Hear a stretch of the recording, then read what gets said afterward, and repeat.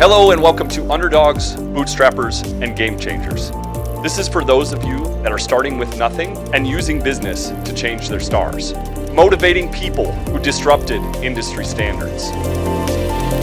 This is the real side of business. This isn't Shark Tank. My aim with this podcast is to take away some of the imaginary roadblocks that are out there.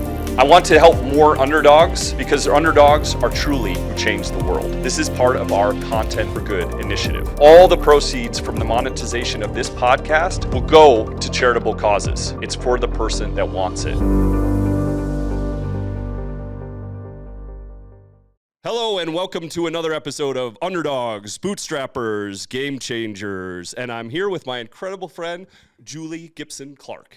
Yes. Thank you so much for being here. Thank you for having me. I'm honored to be here, and thank you everybody for tuning in today. I appreciate it. I'm so excited because we have an incredible underdog story. You like to diminish it, but I see it as an incredible underdog story. Okay. Anytime the little guy is kind of not fighting, but let's say, I want to use the word combating, but it's fair play, right? You guys are in an interesting space, biohacking. Yeah. And one person has an incredible amount of means and one person does not. Yes. And so we're going to tell the story about the ultimate underdog, yes. right? Yeah. And how you have been able to be competitive with one of the richest men in the space in biohacking, right? Yeah. Your age, pace of aging has been competitive and even less at times than him. Yes. And actually, if you weighted it for my age, which you're supposed to do, because I'm 10 years older than him, I'd still be, if not beating him, pretty stinking close. Yeah.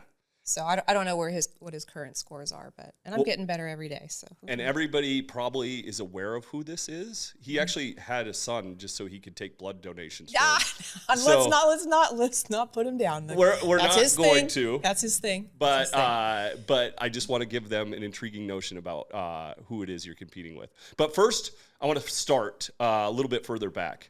And I want to talk about, I know you've been all over the world. Yep. Lived in Dubai, lived in what other places? Well, I mean, whenever I meet people, it's like, where'd you grow up? I'm like, oh, we need infographic and PowerPoint presentation, So yeah, born in Houston, Texas, then went to California, then to Germany, back to Texas, back to California, California to New Orleans, New Orleans to Portland, Portland to Germany, back to Germany, Germany to Doha, Qatar, Doha to Phoenix, and then Phoenix to Dubai, Dubai to Phoenix. There was a lot of Phoenix to Dubai for several different years over the course of a decade. I'm with you. To experience such different cultures is just, I think everybody needs to do it. I mean, I cornered a fight in Chechnya, and we were actually I remember we were working out in the gym. And then all of a sudden the prayer call goes and everybody goes over to the corner, It's really interesting notion. And it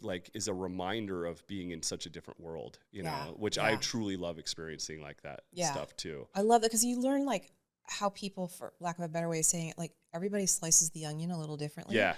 And it helps you get out of yourself. You're okay, I have this problem. And then having friends from other cultures, learning, in Dubai, I was in a book club, and we were all, it was like a Model United Nations, book club. We're not trying to, and so when we would discuss a topic, it was just so much more rich, to hear different people talk about how they were raised in their culture and how they saw the book, based on that. It was so interesting. I think that would be fascinating. And I think that anybody that has any sort of hate in their heart towards people, by typecasting them or whatever you want to say. I don't want to go too much deeper than that. I just think they haven't seen enough of the world. I think so too. Because if you've seen the world, you don't think. I mean, we arrive in Chechnya, and I don't know this for sure, but I believe you couldn't even travel there as an American. Happened to be the president at the time of Chechnya was a huge MMA fan, so he personally signed our visas. So we get to go somewhere nobody gets to go, and we had these bodyguards because they were war-torn country until recently, completely dismantled. And this old man, he's wearing turban or whatever, starts running at me, and my security guards get all freaked out, and I'm like, no, it's okay. He runs up to me, he hugs me, and he says, "Thank you so much for coming to my country." Aww. And I kid you not, it was the most incredible experience. Everywhere we went, huge, just in Spain, soccer is like the big thing. MMA over there. Oh, that's so cool. And so everywhere we went, everybody wanted to take pictures with us and, you know, stuff like that. It was just so otherworldly, you know, and then like such an incredible experience. But I always say at the end of the day, like, if people are afraid to travel, I guess. Yeah. At the end of the day, really everybody just wants to have a peaceful life and feed their family and get a little ahead. Like, that's really about it. And share what they love about their country. I mean, people are so proud, especially as an American, to go travel and another, like, they're so happy you're there. Yeah. So happy. I mean, I had the fortune, I suppose the good fortune of being able to go to Afghanistan, and like, you know, when we start talking about food with the chefs and like, oh my God, like they're so proud, you know, of like where, like, it's just every country I've ever been to. Was it Croatia, like way before it kind of became like a vacation spot, you know, same thing. It was just like, people are just so proud, you know, and they know so much about Americans, and they know we don't travel. So when we go, they're so happy to see you. That's been my experience. And like the less Americans into a place, the more I like going. I mean, when I went to Nigeria, the kids are so unused to seeing somebody with hair. Like, I have a lot of hair, you know, they would come up to me like a cat from behind and pet me. And it's like those little things in life. It's like, you can't hate after that. Yeah. So how would you label yourself these days? Can I call you a biohacker, or like, what's the term? Yeah, I know, right? I call myself a reluctant biohacker because I don't do all the things, not because I don't want to, I just don't have the budget for it. But I've also just learned, you know, you can get very far by just doing the basics. So you're a bootstrapper biohacker. Yeah, or bio-optimizer. Like, I love it. Yeah. Oh yeah, very much a bootstrapper. And that's how I ran all my businesses. Sure. Always. Never like, oh, I don't have this, I don't have that. It's like, what can I do? What can I do? What can I do? From that mindset. I always love it when we have like what I call the trifecta of a guest on, because it's underdogs, bootstrappers, game changers, right? And so when we have the trifecta of all those things on the podcast, it's the ultimate. And most like I'm pretty selective in who I bring on here. So most of the time we get all three. So I'm not on the game changer yet, but I'm working on it. I think you're changing the game. That's the other thing about my bootstrappers, you know, underdogs, game changers. They don't even realize how much impact they're actually having. So, really intrigued. Like, how did you initially get into like the thought, like, I want to fix my health and I want to hack this baby and be like as healthy as possible? First of all, I never thought of it as hacking, because that just like, that's just like nails on a chalkboard to me. I'm like, oh, I don't want to hack my cells. Like, I want to optimize them.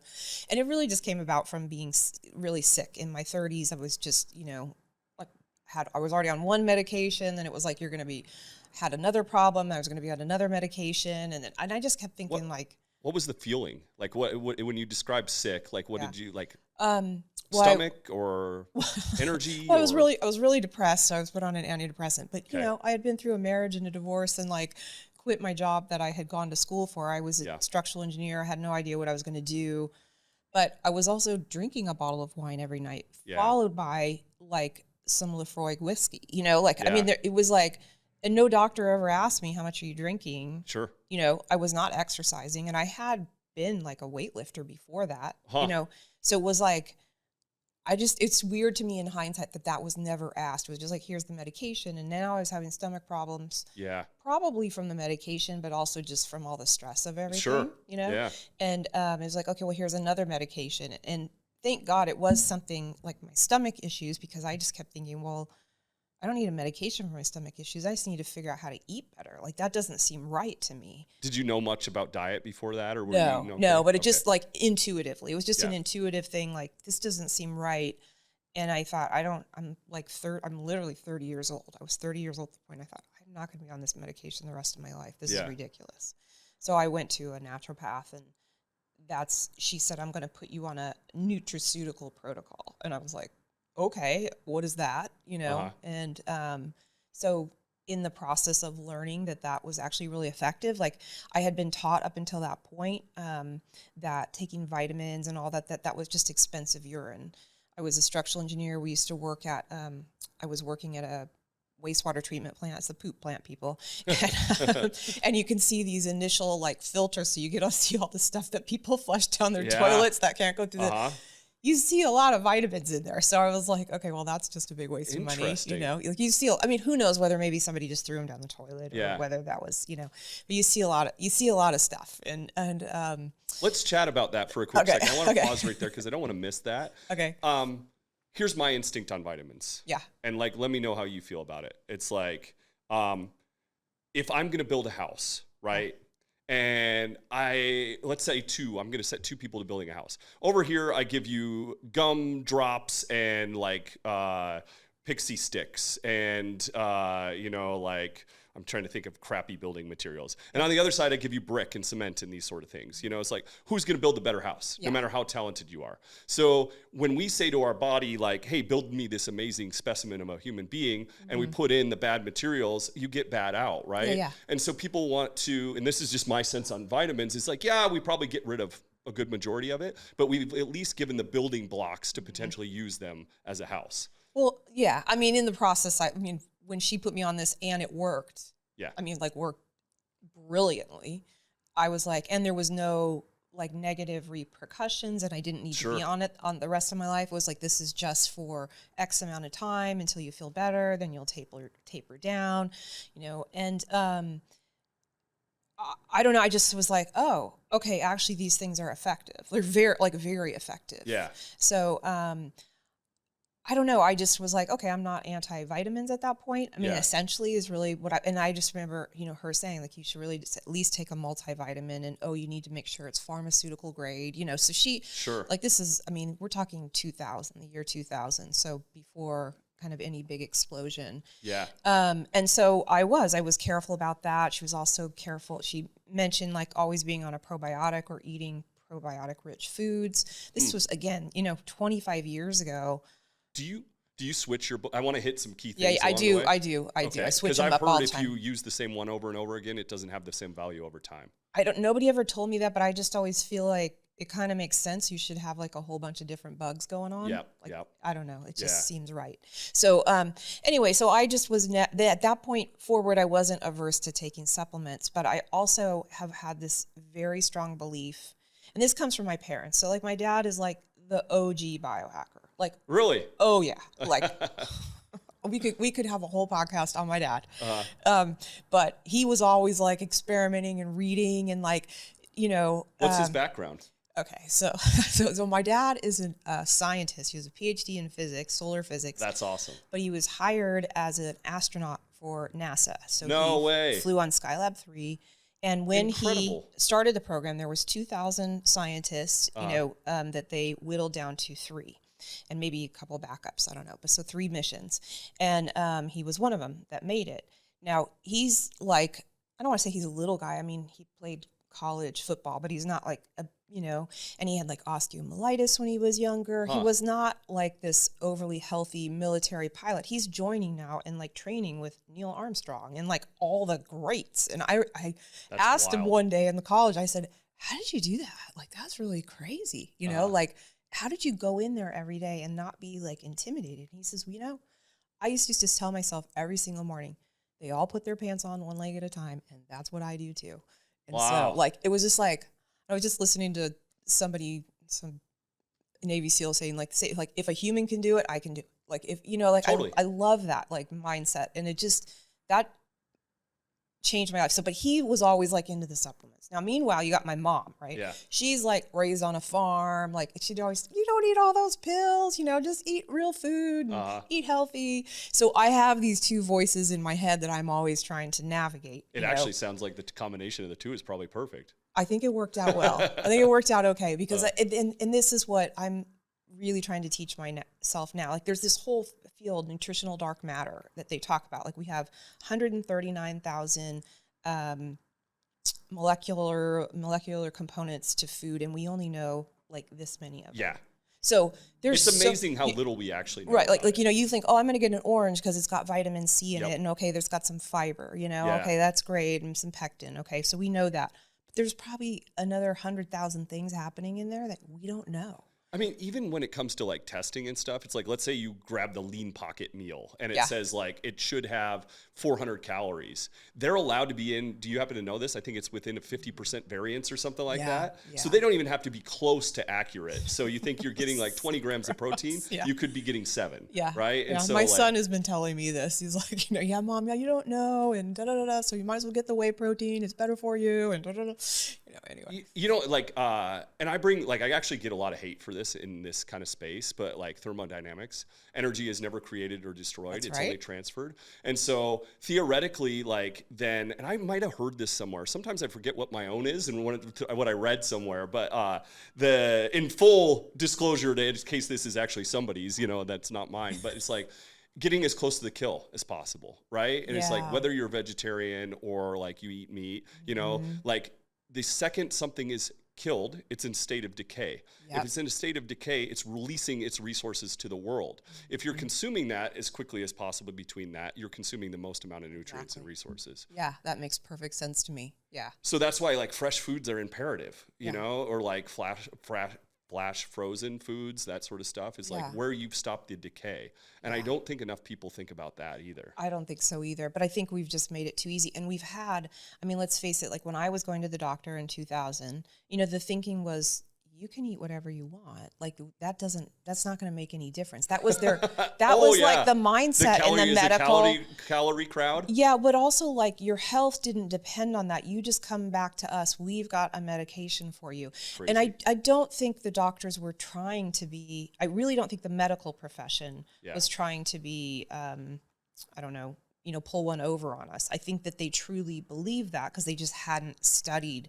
We didn't know enough about food. Yeah. And I mean, I just can't tell you how many arguments I would have with people. And I finally just learned to kind of be quiet, you know, but like that we're in the medical professions, like, no, that doesn't matter until finally it seems like maybe around 10 years ago, it started shifting. Like my brother was an MD and was able to kind of talk with him and, you know, got him interested in like a little bit of vitamin C and this, and he was like, oh, you know, because I was in chelation therapy and he's like, what are you doing? That sounds dangerous, you know, and he was looking into it. But then he saw like how it helped me. And then he's like, okay, there is something to what you're doing. So, you know, anyway, it's interesting. But I do think I think it had more to do with the pharmaceutical companies. Yeah. Like, I mean, they're basically sponsoring the medical school, you know, so everyone's now becoming more aware that light is shining in the world. Isn't it crazy that like 20 years ago to even talk about food as a healing source is like backwards almost. And now today it's like so intuitive. But not everybody knows this stuff. It's so intuitive. Like my undergrad's in biochemistry, like, and I'm fascinated by fitness and things like that. And so like, it's so intuitive to you and I, but I watched a documentary and like the lady was overweight and her kid was overweight. And she's like, I'm feeding him all the lean pockets that I can give him, you know? And like, literally she thought that was like putting him on like, it says lean. Yeah, exactly. And so I forget sometimes that we need to be like more base level, you know, with some of the impactful things, you know? And so anyways, I kind of interrupted us, but we'll continue our journey. So we are at the part where you're not feeling well. Yep, 30s. Some protocols. Start some protocols, and she's asking me, "What are you doing? You know, oh, you really shouldn't be drinking. That's not going to help. You know, especially red wine is very much of a depressant. You know, don't do that. You know, on occasion, fine, but don't do it every night. And just have a glass." And she would show me what an actual glass was. You know, I was like, "Oh wow!" And look at that, I lost like 40 pounds. Like just like boom. You know, it all turns into sugars in your body. Yeah, it's crazy. And so, and she said, you know, if you like working out, go back to the gym. Like that'll help you. So in your opinion, it's like, I'm one of those people, and I know many more other people are like this too. It's like, I will eat the same thing all the time. Right. Yeah. And like, theoretically that makes it easy to disseminate like, okay, this is the amount of nutrients and things like that I'm getting from that. But then also like, to your point, let's say you're overdoing it on fish, which is healthy. Which I was doing. That's exactly what I was doing. I'm like locking in my diet, you know, I'm going to have smoked salmon, then I'm gonna have tuna, and, you know, and I'm going to be like, so is variety a good way that we can then? Yeah, because think about it. It's like you're limiting your exposure. So you kind of want to be an omnivore in everything. Interesting. So same thing, like, you know, if you're eating beef every day, it's like, okay, but like, where is the cow from? You know, where is it raised? How is it, like, is it healthy?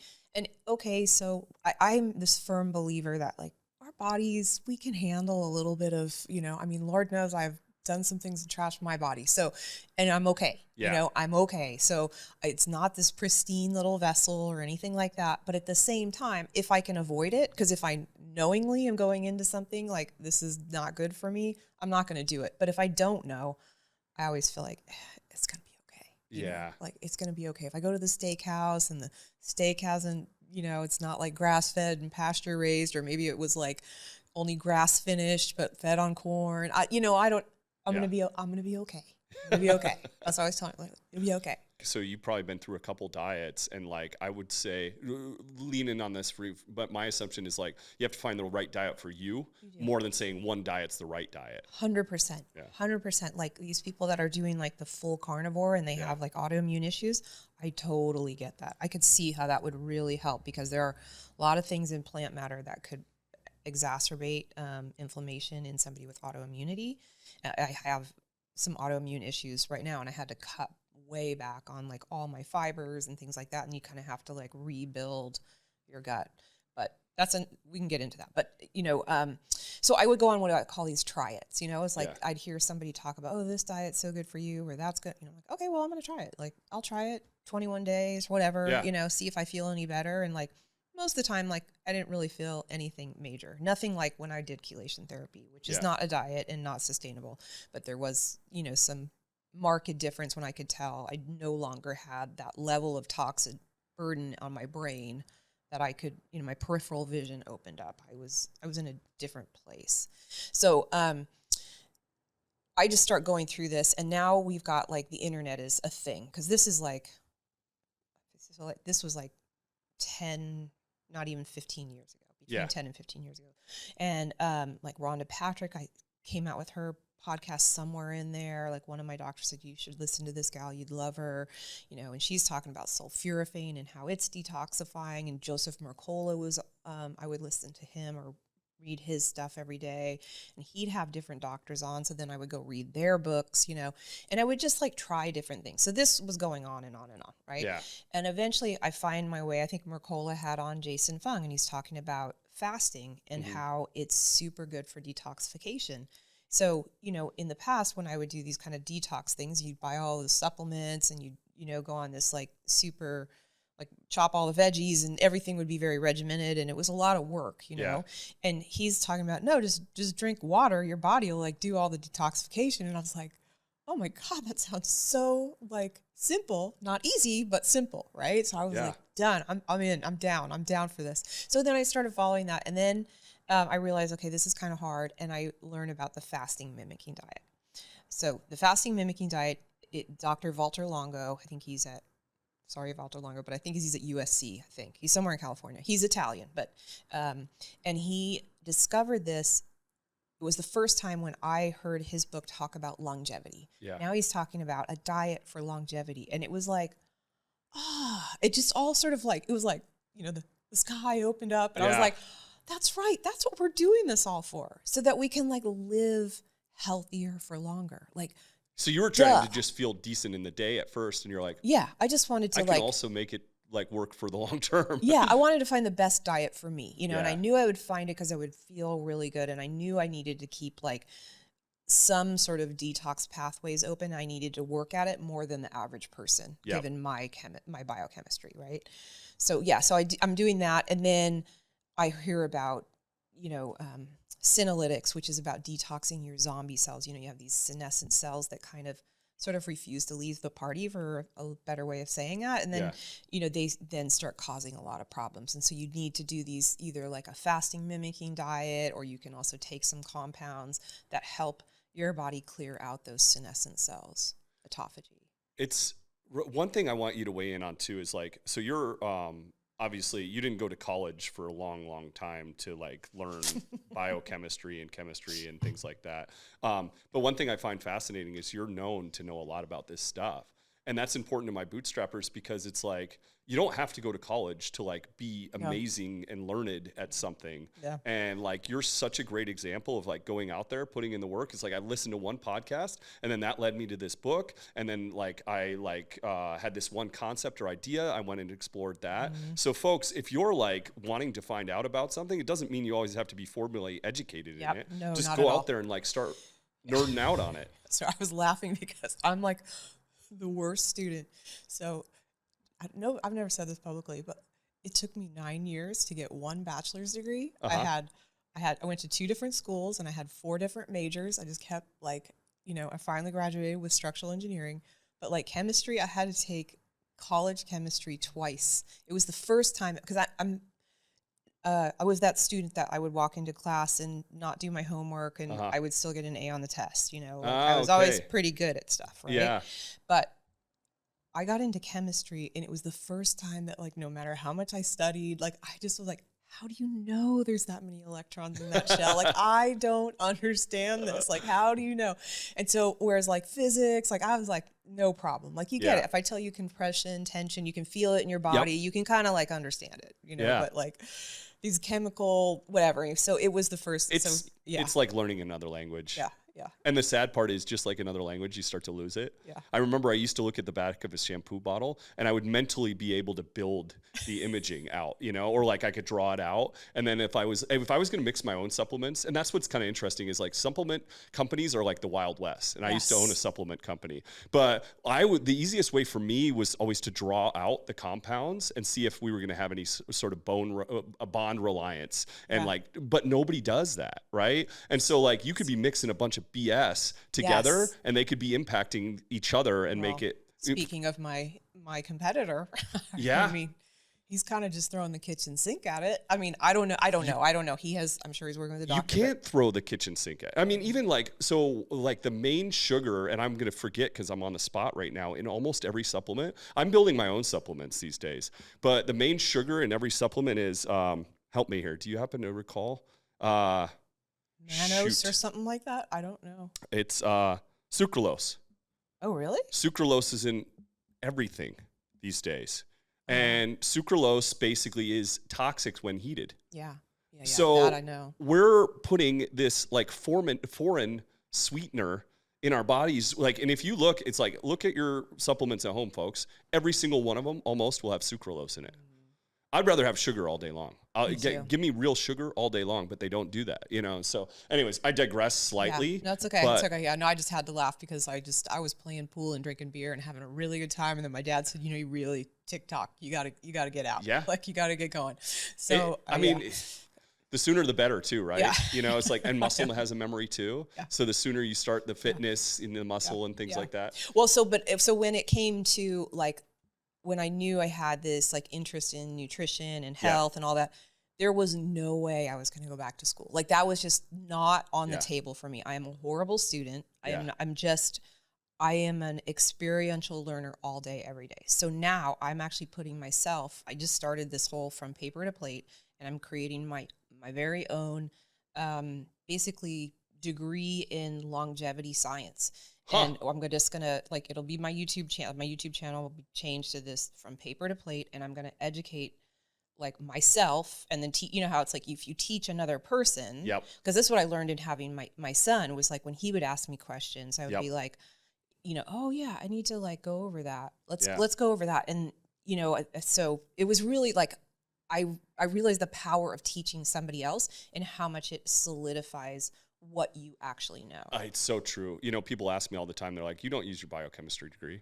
And I tell people I use it every single day. Yeah. And biochemistry is complex, right? Mm-hmm. And so to understand it, I had to break it down to simplicity so I can understand it. But once I can understand it, I can explain it to anybody. Yeah. And I do the same thing with business fundamentals. That's what this podcast is actually about. Is like, I like take these things and make them digestible so you can use them in your own life, right? Yeah. And you're right. And the more I teach it, the more I see it, the more like I get more, not only like to understand it better myself, but mostly like how to explain it better to other people. Mm-hmm. It's like, oh, okay, that worked really well for helping people understand what debits and credits are, you know, whatever. So yeah, you learn what lands. Yes. Like, so I'll be learning that and hopefully trying to teach it. But look, I just wanted to look at, like, I guess with now with the AI and everything, because I started reading some scientific research papers, right? I thought, well, I want to know.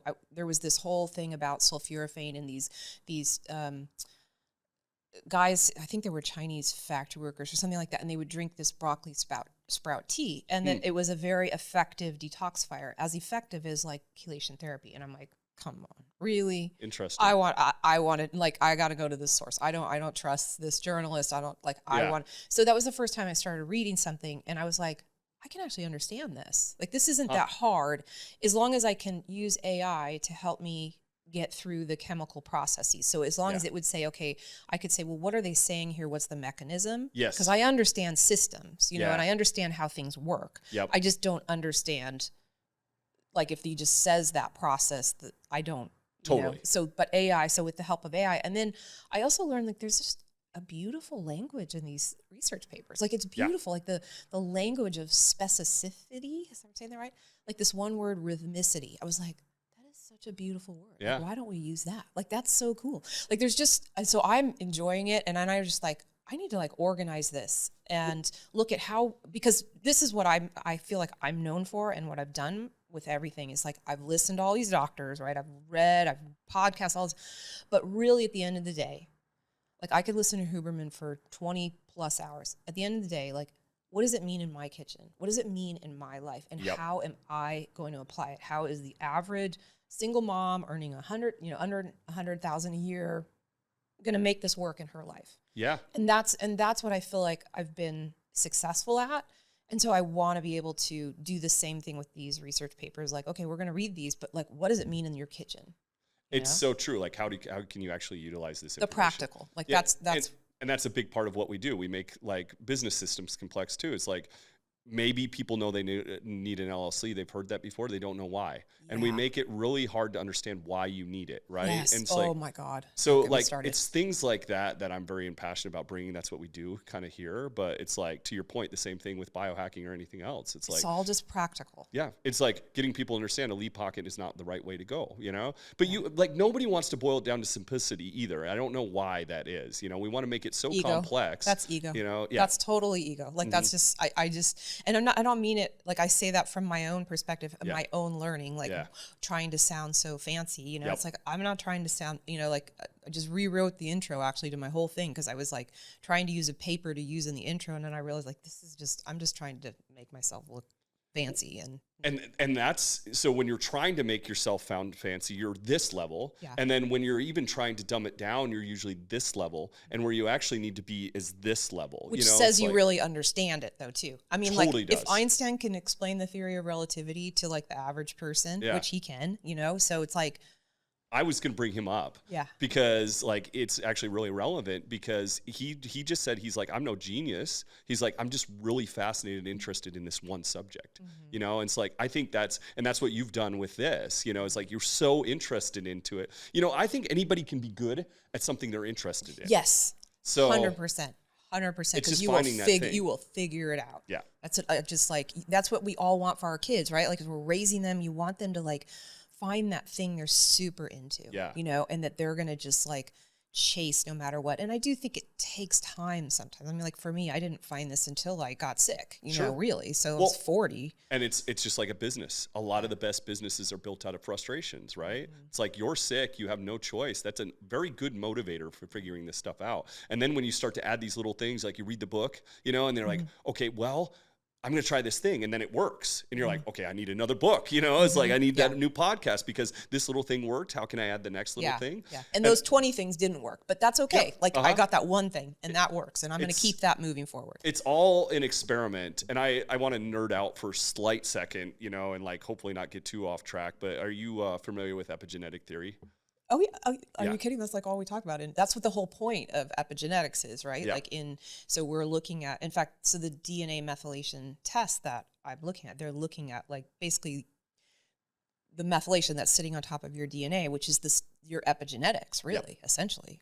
So folks, epigenetics, you know, broken down simply is like, actually, in fact, your ancestor, your ancestor's ancestor, your ancestor's ancestor's ancestors, what they ate and how they lived your life actually influenced their genetic code. And in turn, that's what they handed down.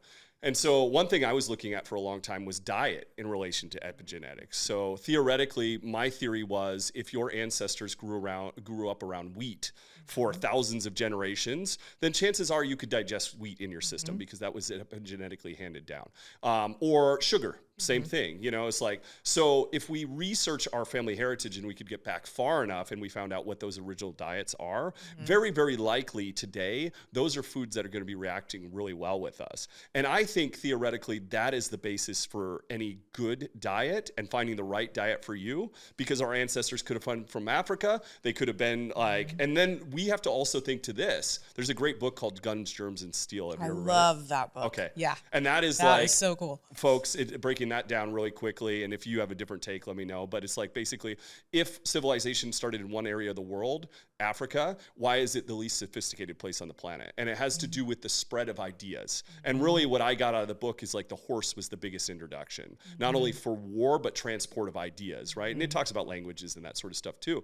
But if you think back on that, you can also think back to siloed populations. Siloed populations that only had access. It's not like today where you can get popcorn anywhere in the world and you can get meat anywhere in the world. You were subjected to what you had in abundance locally. And that could have been wheat, that could have been sugar, that could have been all these different things. And then over time, epigenetically, you know, that's what our bodies can possibly process. Yeah, yeah. So I want to add two things to that. So for people to look more into the, I guess the proof for that epigenetics is like, was it the Danish hunger winter or whatever it is? It the something where like I thought it was Sweden, wasn't was it? I don't where like the for like they were super like starved and they can see that marker on the genetics of their ancestors. Exactly. Which is crazy. I mean, that's just so cool. That had to do how starved their, let's say, great grandpa was, had to do with how healthy they were. Exactly. Yeah. It was very interesting. And you can see that too in any offspring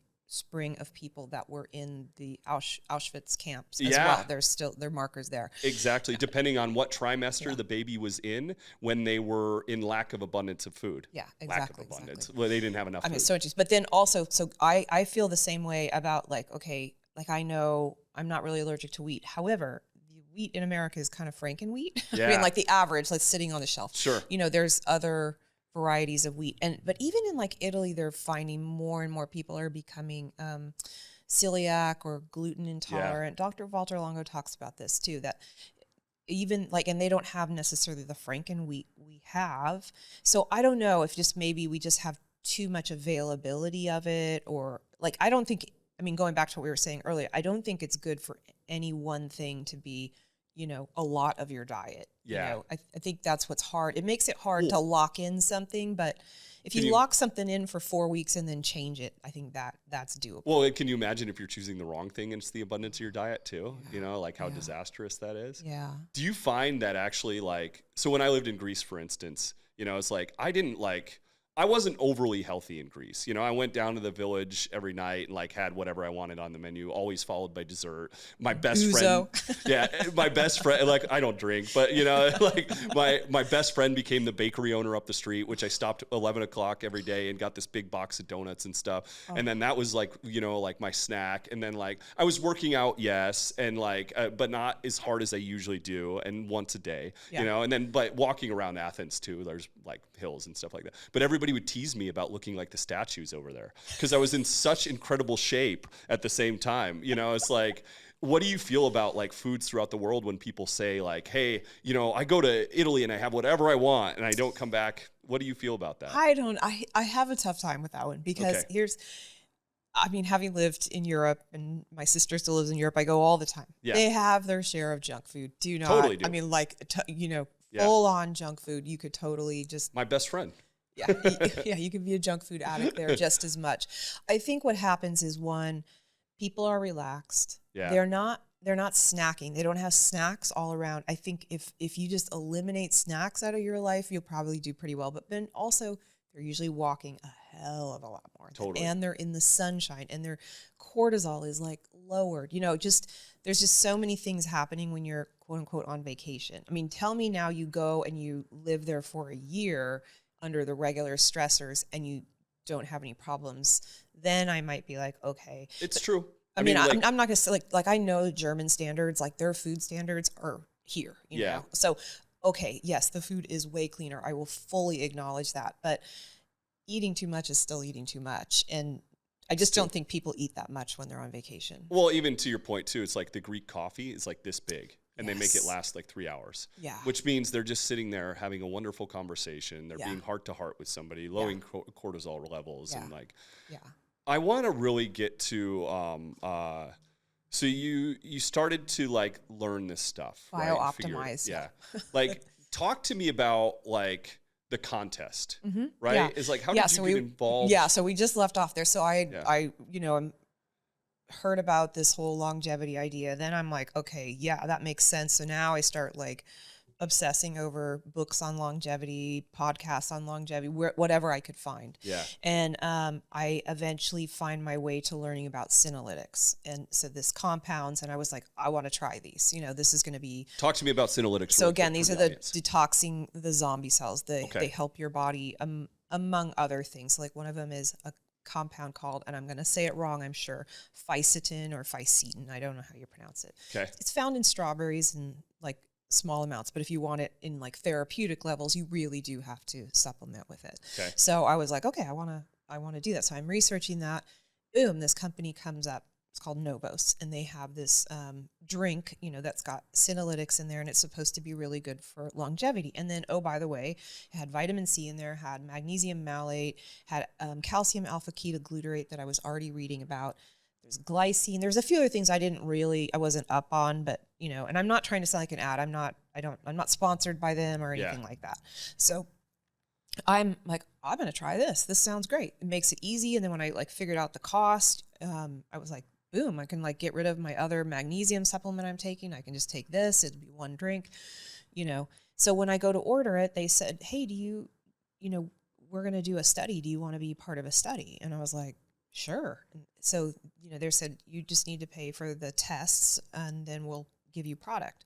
And we're going to just do it for 6 months. So they sent me a test, and it was a test by True Diagnostic that I had already wanted to take anyway. I was already kind of like budgeting and saving to take that test. And so then they're giving it to me at like their cost. So I was like, well, this is a no brainer. Like I'm going to, I was already going to shell out this kind of money. I'm already saving my, anyway, it just all worked out for my budget.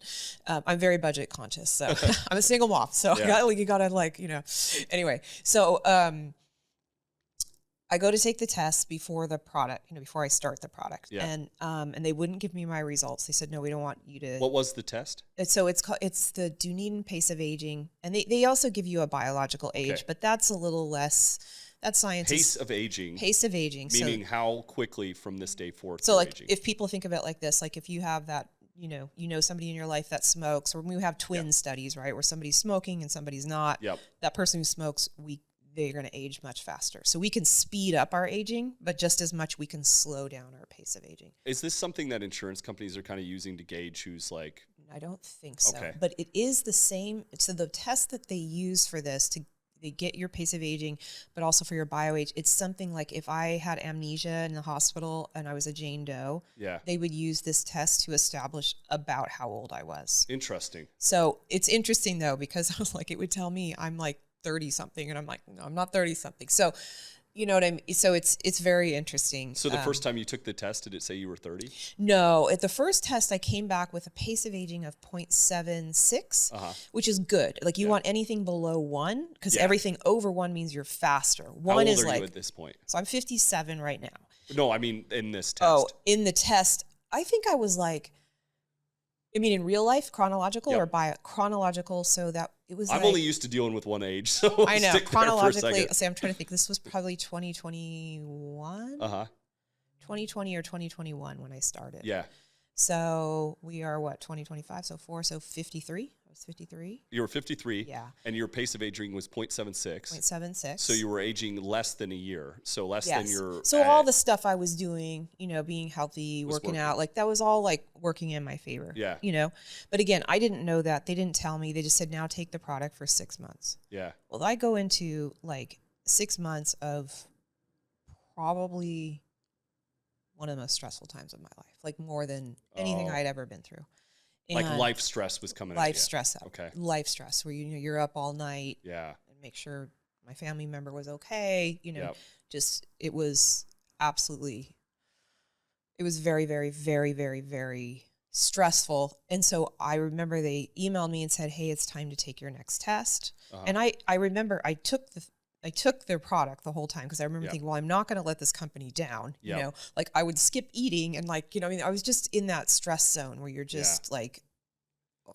Anyway. So you're not doing probably everything you should. Not at all. You're taking the working product. out. I mean, I was kind of working out here and there. I was kind of like, you know, I mean, luckily I had a lot of these things in place, you know. So I just said, listen, I'm sorry. I don't think the results are going to be good. And they're like, well, that's okay. You know, like this is real world results. That's all we want. I'm like, okay, well, let me just come. I got to a point where like now, okay, we were in a place where things were clearly going to get better. So I came home and I was like, I need to just 1 week, let me de-stress, and then I'll take the test, you know? So I take it, and lo and behold, my pace of aging went down to 0.68.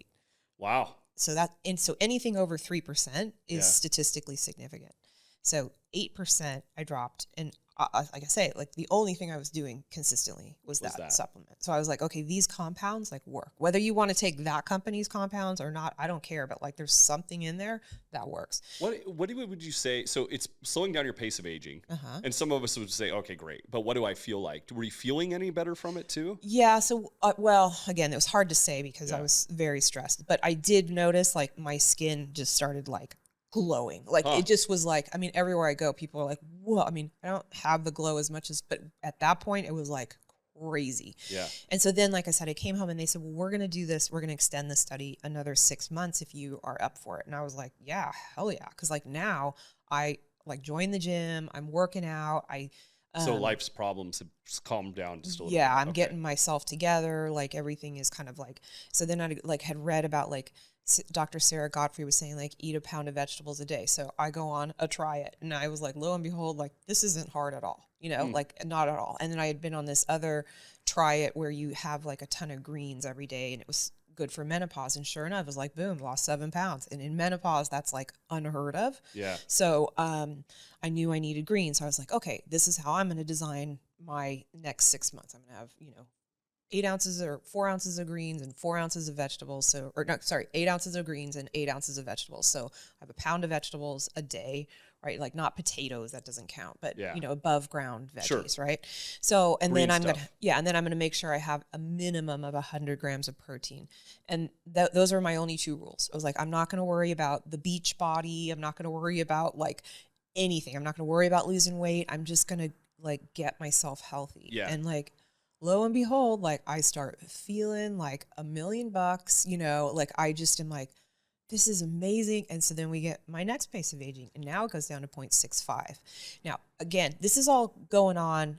I have no idea what the significance of any of this is. Like the guy at NOVOS is like, no, you don't understand. Like people don't get up and do a VO2 max workout. Like you are killing it. And I was like, okay, like I'm doing my thing, you know, like I'm going to do this. And so he said, you know, do you mind being a part of this Rejuvenation Olympics? You know, we're going to put a bunch of people in the study and the Rejuvenation. I'm like, yeah, sure. Okay. You know, I go in there and upload my results and this and that. And then it turns out like I'm like 2nd place. And in 4th place is this guy, Brian Johnson. And I'm like, I don't, okay. You know, and they're like, do you know? And I was like, no, I don't know who he is, but when they first started this Rejuvenation Olympics, you had like the person, you had their initial pace of aging, their current pace of aging, and then their average pace of aging, and their age and their protocol. Yeah. So, and they were ranking for your age because it's very well known, and you can see this like in elderly people or young people. When you're very old or very young, your pace of aging accelerates. So the older you get, the harder it is to slow down your pace of aging, right? So if you're 80, like, you know, like it's Does that mean you want to start as soon as possible? Yes. Okay. You want to start as soon as possible. So, but if you're 30, you can easily slow down your pace. Really, many people at like 0.46, you know, like and they're in 30s. I'm like, yeah, okay. But is the default also to feeling better? I know I keep hitting that, but it's like, oh, you will feel like $1 million. I mean, I don't want to say like $1 million, but like everything is clear. I never get tired. I never like. So is it a good enough measure to be like, if you can get this decent measure in pace of aging, chances are you put everything else in alignment, you're going to feel good too. You're going to be, you know, healthy, fit, you know, that, and like that could be the indicator, you know, and so like to tell you if you're doing a good job with all the other stuff that will actually have all these positive benefits. In fact, I mean, there's like, the guys that are, you know, the kind of the biohackers that are they're doing these tests all the time. They'll do one after vacation. Oh yeah, my pace of aging like sped up, or like that. You can see that stuff. I mean, these tests are like $500 a piece, so I'm not going to do one more than once a year. So there's so much here. It's it comes to mind George Burns. You remember that guy? Yeah. Used to smoke the cigar. Oh my God. Yeah, totally. So theoretically, was that guy so there's no way he drank the whiskey every day, ate the bad food, all these different things. So if he had slowed down his pace of aging, would he have lived to 400, do you think? Or was there a method to the madness to that experiment on the opposite side that was keeping him alive? I mean, there's something about 120, I forgot what the Hayflick limit. And they think that we can't live past 120, but then there's this whole longevity escape velocity that we're going to figure out treatments. So you just need to extend your life that 1 year and then that 1 year and that 1 year. And then eventually it'll be this interesting the escape velocity. We're not there yet. We can't even do it in mice, so much less us. Brian Johnson would like to live forever. Isn't that kind of That's his thing. Yeah. Don't die. I think, I mean, again, I don't know him. I've never spoken with him. And no, even in the beginning of the show, I talked about his son that he gets blood donations from. I think he's pretty open about that. I don't think it's picking. No, it's on his documentary. Yeah. And he explains it. I mean, at first you're sort of like, what? But when you understand that therapy, you don't want to just go get, stem cells. And there's a very clear mouse study where they've done this, and it's, it's very powerful. I mean, if my son said he would do that for me, I would, but I would never ask him. Yeah. That's just way too big of an ask. How much, do you recall how much he's spending a month on this stuff? I know at one point he was spending $2 million a year. Okay. When we were competing, I'm going at $100, $150 a month. If you count my veggies, if you only counting my supplements for longevity, I spend less than $100 a month. That's and insane. That includes my gym membership. And he's spending I think he's worth $400 million, folks. So he's something like that. He's got a lot of money and he wants to live a long time. And so he's got I always think, when I think of him, I think of remember the Rocky movie when the Russians all geared up with all the things and they're making him the ultimate weapon, or whatever. It's I think of that with Brian Johnson. He's I'm sure he's got an incredible team of doctors that they're constantly discussing things. He's probably constantly getting tested. Yeah. He's probably constantly trying the newest stuff. Mm-hmm. We all know it's even, it's if you can afford the stuff, it is an edge, it's and that's what I found incredible about your story in an underdog scenario. And the story's weaving out even better than I thought, because it gives a great example of so many different things that I think are important to underdogs, is focusing on the thing you're so interested in, right? Yes. Podcasts are free. Books are not much money, it's and you've become so hyper-focused on it. You've gotten to the point where you know it enough, right? Yeah. That you can spend $100 and somebody else is spending millions and you're still competitive, and if not a couple different times doing a little bit better, I think. So at that point I was doing much better than him. Yeah. Now he's gone on to slow his pace of aging even further, but he's doing more, stem cells treatments. Sure. I mean, he's doing all kinds of stuff that I wouldn't even, if I had the money, I probably wouldn't get into, some genetic stuff. I wouldn't get into that stuff, but I'm also in the do die camp, as I say, I don't want power over aging. I just want power in how I age. And I want to make sure my health span matches my lifespan. I'm watching my parents age. My dad's struggling with dementia and different heart issues and, this and that. And then my mom has got Parkinson's, and it's just so sad to watch. And I just, every day that I think I'm not going to go to the gym, I'm like, if you want to avoid Parkinson's, you better get your little happy ass over there and work out. Talk about that. Why is working out helping people avoid Parkinson's? There's something to do with the muscles, building muscle, BDNF, also just learning new things. You just really want to be creating a healthier, better brain. So that's that dopamine system, which I think has a lot to do with, I don't know, I'm still figuring that all out. I read an article the other day, and this guy was talking about how instead of so on one hand, hyper-focusing towards something you're interested in is an incredible way to get really good at it. You're talking, and be a world leader in that thing, amazing at the business thing or whatever. But you also don't want to overview or not be looking into and have diverse interests, especially as you age, because that will fire different neural pathways in your brain. Yes. Even seeing amazing sites I was reading, is a different way that you're firing different synapses in your brain. So where learning one subject over and over again, hyper-focused, list is using a certain amount, but incredibly well to your direction of like accomplishing things. But then eventually you want to get to the point of diversity too. Yeah. So you're firing different sections of your brain. And theoretically, that's what this guy was saying, was helping him like put off some of those effects of aging. Yeah. So yeah. I mean, I find like I get like that, I hyper focus, and then it's like all of a sudden I'm like, okay, now I need to read a fiction book. Yeah. I need to listen to music. I need to turn off the podcast. Like I need, and I know it. I can feel it usually in my brain, actually. Music is such an interesting thing. And like we had Barry Goldstein was around recently, and he's Emmy Award winner, and he like really focuses on the medicinal standpoint of the music. He's tied to Joe Dispenza. I think he does like a lot of his musical stuff. And he says a lot about like dieting music the same way you diet anything else, and using music, it's like, and I've started to do this in my own life. Give your life a soundtrack, right? Mm-hmm. When you wake up in the morning, do something upbeat. When you're going to bed at night, do something a little bit calmer, mm-hmm. It's like, and they've proven over and over again, like have you seen the water studies, for instance, on music? Mm-mm. I'm going to ruin them, folks, so please don't kill me here. But, it's like they'll basically subject water and then freeze it to different types of music. And if it's the like disorganized, like crazy, like rap music or heavy metal or that sort of stuff, the water will look disorganized actually, and like very, like I guess organized the best way I can put it. And then the classical like music will actually, when frozen, it's this beautiful like organized spectrum.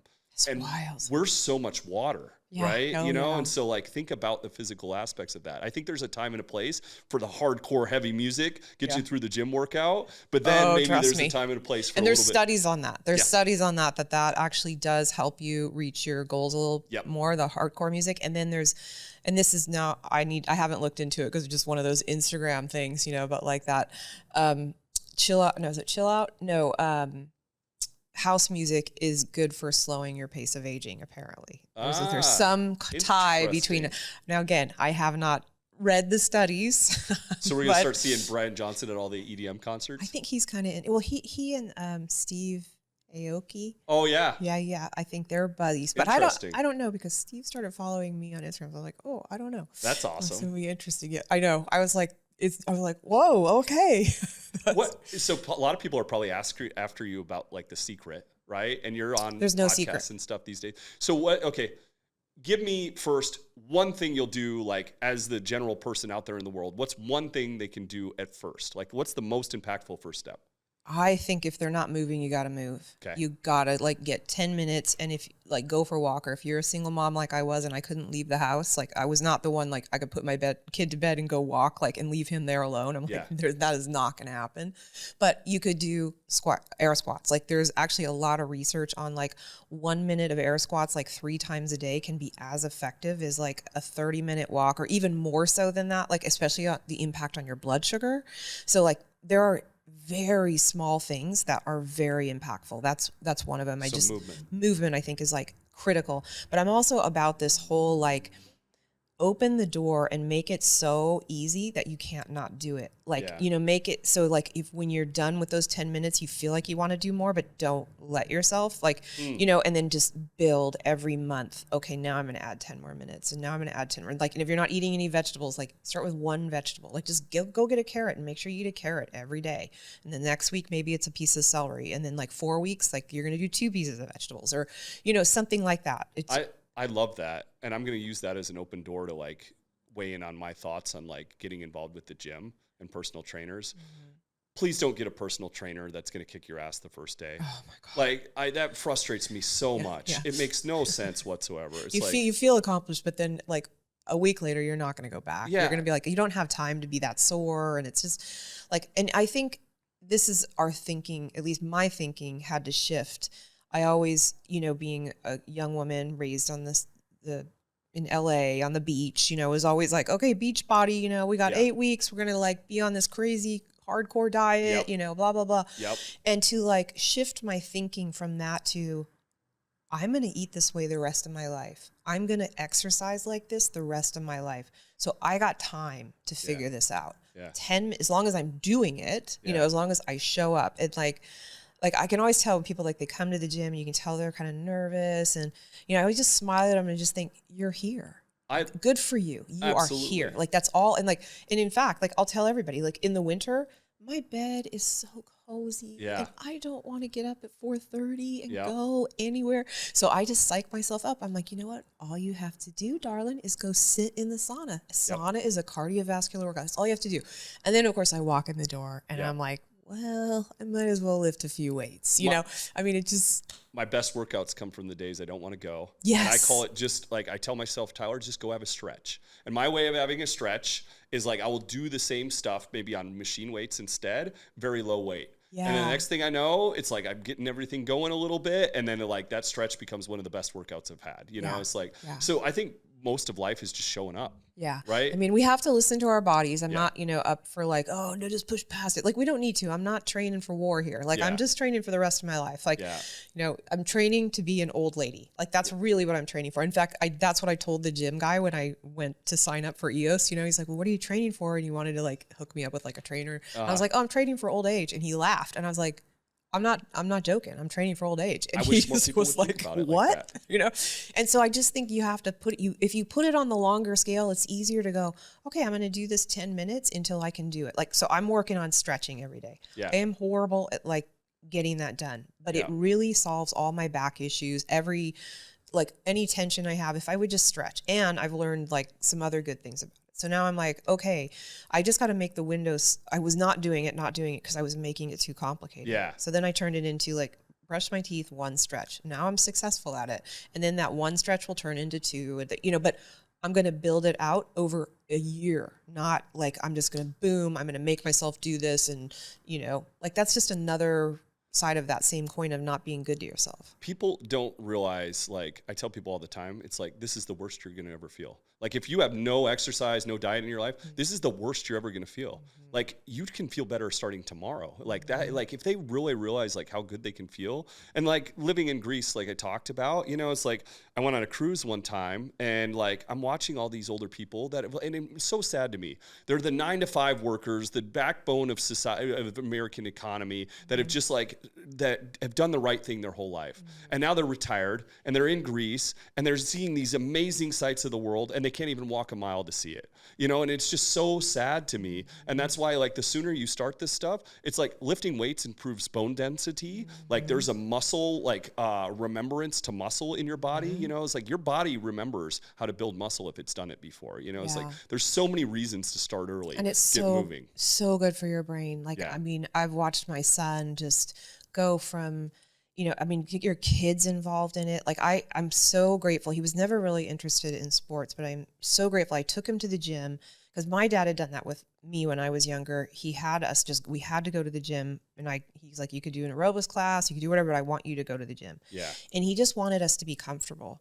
And I did the same with my son. He never wanted to play sports or anything like that. And I thought, okay, that's fine. Like all my brothers were like triathletes and, like they weren't like team players. I'm like, okay, he'll learn it somewhere.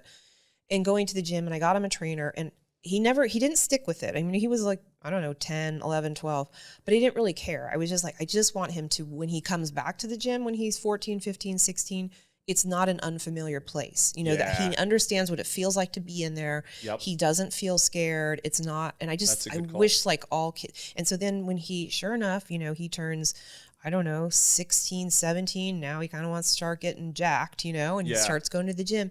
It like erased depression. Like off all medications, like just, it's amazing how good weightlifting is for your brain. And people were just only beginning to discover that. And I don't know enough about it to talk about it intelligently, but like Dr. Rhonda Patrick, there's, oh gosh, what's her name? I can see her. She's super beautiful. I'll figure out her name and you can put her in the show notes. Anyway, more and more people are talking about this, and just how important it is that muscle is for your brain. So. I mean, in every way, muscle is super efficient if you build it, right?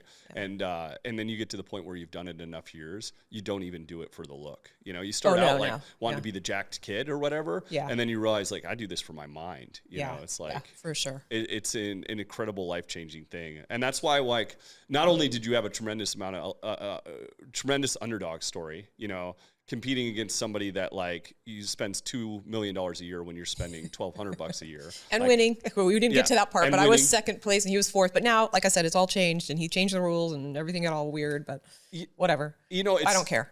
I mean, and then like hyper-focusing on something you're interested in and becoming really good at it. It's like so many good pieces of advice today, and not only that, but like the biohacking, information that we kind of went through itself. And so like, that's what I really wanted people to get out of this episode. Oh, well, I want to leave people with three things. This is how I look at things. Sure. So first of all, I mean, this isn't really part of it, but it's, always focus on what you have, but figure out like what your intention is. Like, what do you want to do with whatever it is? Whether it's make $1 million, whatever. Like for me, I had to look at like, well, I don't want to live forever, but I want to live super well, like while I'm here, right? Yep. Why?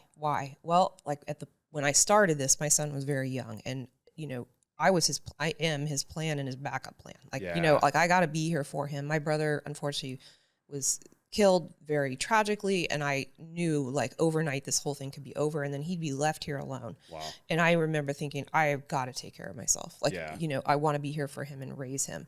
So like that was my initial why. Then as he's gotten older, it's still like, I want to witness his life and be there for him if I can. But then seeing my parents and what they're going through, and I'm like, I will avoid that at all costs. So that's my why. And then I sit down and figure out my resources. I'm like, okay, this is my budget. I don't have $2 million. I have, couple $100 I can spend on this every month. What can I do from that perspective? And oh, by the way, I work from home, so I got a lot more time, like these are my, or like you could put in that bucket of resources. Oh, I know somebody who's you know what I mean? Like who your friends are in your world.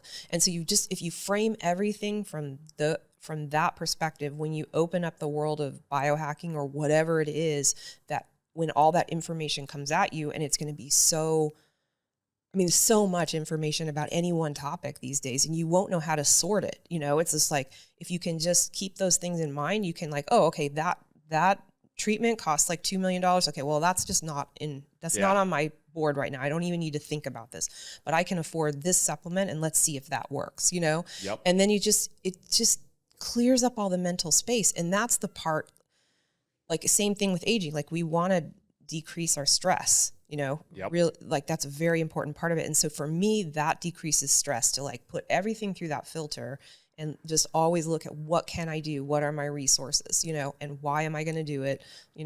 What do I really intend here? And that's actually a beautiful message for anything in life, business too. It's like too many people are like, oh, I don't have X, so I can't start Y business. It's like the average business start cost is $6,000 now, and people will sit around and wait for an investor. I've started businesses on nothing. Yeah. I was a graphic designer, and actually, so same thing. Like I wanted to be a graphic designer. Yep. I had a bunch of friends. Somebody was like, oh, I don't need this computer that's got all the programs on it. I'll just give it to you. I was like, okay, I figured out how to buy a printer and just, it's just, if you want it, it will happen. I agree 100%. It's a really good message, because don't figure out all the ways you can't do it. Figure out the ways you can. Mm-hmm. And then quite often, I bring this story up a couple different times, but actually it's relevant. It's like this guy wanted to be in the belt business, and the belt machines at the time were like $200,000, right? And so instead of saying, oh, I just can't fundraise $200,000, I can't be in the belt business, he went out and he like went to Home Depot and copied the machine, built it himself. I think it cost him $10,000, and that machine now is the new standard for making belts.